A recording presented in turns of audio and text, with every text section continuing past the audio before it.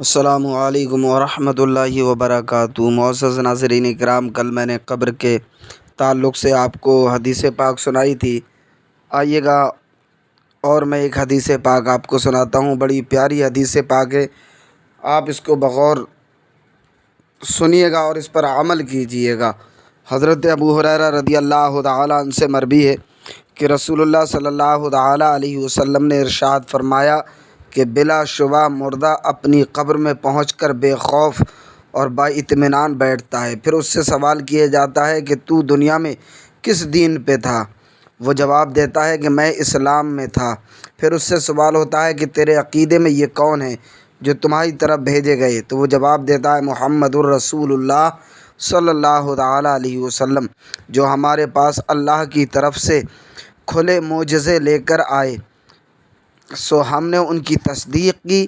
پھر اس سے پوچھا جاتا ہے کہ تو نے اللہ کو دیکھا ہے؟ وہ جواب دیتا ہے کہ دنیا میں کوئی اللہ کو نہیں دیکھ سکتا۔ پھر اس کے سامنے دوزخ کی طرف سے ایک روشن دان کھولا جاتا ہے، جس کے ذریعے وہ دوزخ کو دیکھتا ہے کہ آگ کے انگارے ایک دوسرے کو کھائے جاتے ہیں۔ جب وہ دوزخ کا منظر دیکھ لیتا ہے تو اس سے کہتے ہیں، دیکھ اللہ نے تجھے کس مصیبت سے بچایا۔ پھر اس کے سامنے جنت کی طرف سے ایک روشن دان کھولا جاتا ہے، جس سے وہ جنت کی رونق اور دوسری چیزیں دیکھتا ہے۔ پھر اس سے کہا جاتا ہے کہ یہ جنت تیرا ٹھکانہ ہے، تو یقین پر ہی زندہ رہا اور یقین ہی پر تجھے موت آئی، اور انشاءاللہ یقین ہی پر تو قیامت کے روز قبر سے اٹھے گا۔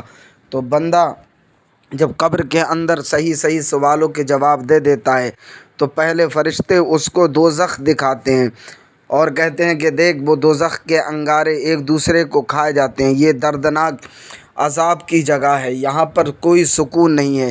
تو اس سے کہا جاتا ہے اب دوسری جانب دیکھ۔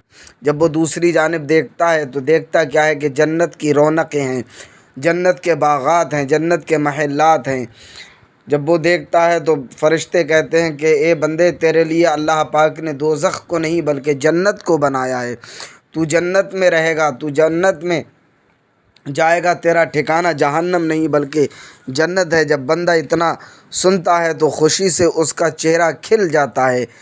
تو فرشتے کہتے ہیں کہ تو نے دنیا میں رسول کائنات صلی اللہ تعالیٰ علیہ وسلم کے دین پر تو قائم رہا، تو نے ان کے قول کی تصدیق کی، تو نے انہیں اپنا نبی مانا، تو نے ان کا کلمہ پڑھا، اللہ رب العزت نے جو ان پر نازل فرمایا تو نے اس کو حق مانا، اس پر عمل کیا، اور دیکھ تو نے اس کو حق مانا، اس پر عمل کیا تو اللہ رب العزت نے تجھے کیا انعام عطا فرمایا ہے۔ اللہ پاک نے تیرا ٹھکانہ جنت رکھا ہے، دوزخ نہیں رکھا ہے، تو اب جنت کے آرام لے، جنت کے مزے لے۔